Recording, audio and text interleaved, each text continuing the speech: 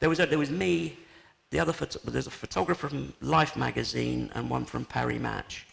So, and we had free rein to do whatever we wanted to do. But I was 21. I was a bit green still, but.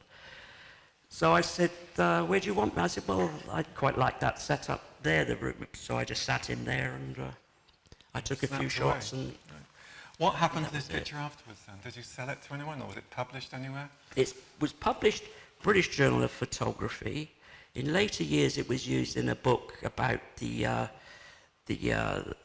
what was it called? The bad life of not the secret life of Dali, but about all the things that he did. I got the Nikon International Photography Award. It runs once every 2 years. They still do it. So that was back about 1980 something. So that was the number one. I got a gold medal and a lot of equipment.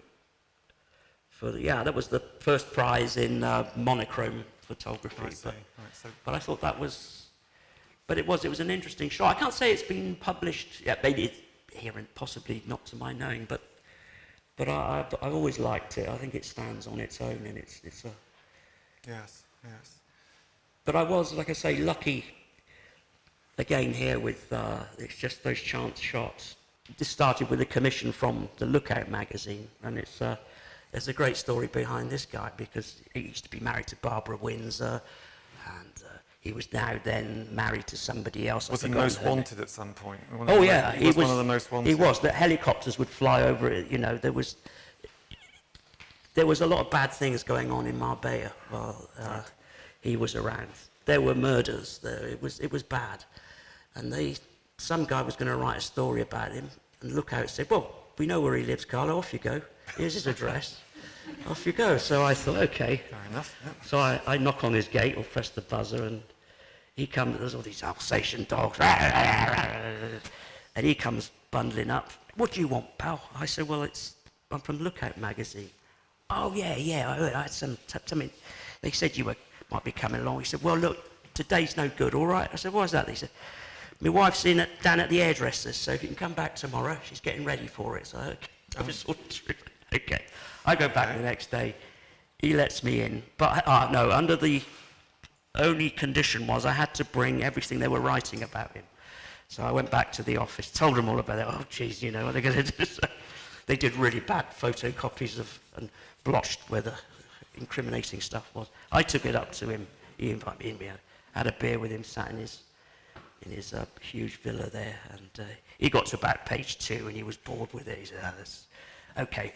I suppose you want me down by the pool with the missus in the bikini, like the sun and everybody else does." I said, "Well, no, actually, Ron, I said, I'd give you a little bit more of a sort of Hollywood, more portrait feel." He didn't know what I was talking about, but basically I just set him up with a, umbrella with flash and rattled off a few rolls of film of him just... and they made the front pages. Yeah, they made the front page. They're not very good copy. But it ended up, this was some years later after, because he was stitched up by the Sun, who said they paid him £250,000 to come back to England and spill the beans. He got back to England, they arrested him, and he ended up sort of doing 9 years in Chokey, you see. So that was Monica, well, we all know about Monica Lewinsky, and I got wind that I didn't read her book, Monica's Story or My Story, whatever it was called, was printed by No Longer There, the Bath Press. So she was going to be there at 11 in the morning, and anyone was free to, journalists to go along. So I just sauntered along and went in, and she wasn't, what did they say? You're not allowed, don't ask her any questions because she's tight-lipped, yeah. And couldn't resist it. Oh well. Boom, boom. Boom, boom. So, and this was great fun with Paul McCartney and Linda. So what was the event here? This was the Royal Photographic Society when it was in Milsom Street. And Linda McCartney, it must have been about 1992, 94, something like that. And there were strictly no photos, and, simple as that. But that time I was a member of the RPS, so I had an invite to the show. I mean, the place was packed. It was, shoulder to shoulder. It was crazy. But I got in, I just took a little bag with a camera in it. You know, I thought, I'm not going to go with the obvious. So no problem, in I went. And I got up close here, got the camera out, and there's all these security guys with the walkie-talkies around them there as well. But this is what struck me too. He's got this half pint, or is it, I think it's a half pint. It looks like Guinness, or is it stout? I don't.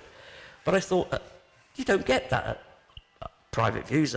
You either get wine or orange juice generally, or you know. I've never seen beer and the glass like that. You see, so I thought, I wonder where that came from. But he was quite happy. I got the camera out, did a quick snap there, you know. And then on his way out, he went through the back entrance, and I followed him out. And I shot a roll of film with him and Linda, and he's going, rock on, Tommy, rock on, and he was quite happy posing. And, so he was very used to it. But I was the only one to get any pictures of that thing, so. Oh, this is lovely. It's a nice picture. Ravi Shankar, Bath University. Same sort of time, mid-90s. Again, I just got wind, I just thought I'd go up there. But I because I knew, I was thinking of flower power, and that was a rose from my garden. So I thought, I'll take that, I'll try that.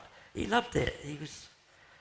He posed with it there, so that's all that is. And schools in Mityana, near Kampala in Uganda, they'd send money to enable children to go to school in Africa, which, as we probably are well aware, that it's not a done and dusted thing, so it needs money. These were AIDS orphans. It's so sad when you and it brings tears to your eyes, really, you think. But I was sent over, I went with teachers, and we went to see how things were progressing with the money. Sadly, nothing had progressed, the money had disappeared. The headmaster of the school had a big Mercedes car, and end of story, you know, it's a bit of corruption. To commemorate the towers, the two twin towers, and I'm not sure if there's a shot of that.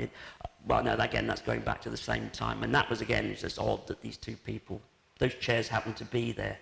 They sat down. They didn't bring those chairs with them? No. They were used by guards or whatever, you know, or soldiers, but they had a packed lunch with them that they'd eat. I think that was the bag down by the... Oh, yes. They sat there eating it. I thought, well, you couldn't make it up. So it's like a day out, really.